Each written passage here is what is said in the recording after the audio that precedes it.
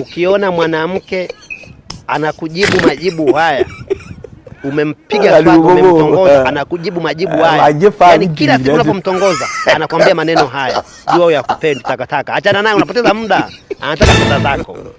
Mwanamke unamwambia mimi nakupenda, uwe mpenzi wangu, tuwe wapenzi, nipe sambusa, nipe andazi, anakujibu majibu haya, nyinyi baba yenu ni mmoja, mama yenu ni mmoja, siwaamini, yani alionitenda, alioniumiza, alionilafanya, alionifanya hivi,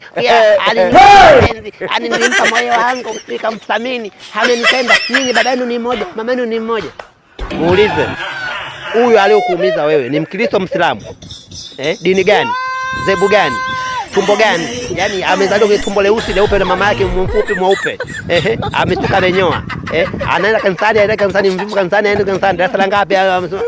Yeye timu gani? Simba, Yanga, Njombe Mji au Mtibwa? Dada, nijibu. Ukiona anakasirika, mwambie hivi, huyo sio ndugu yangu. Wewe kama nipe nicharaze. Sio ndugu yangu, acha maneno yako dada.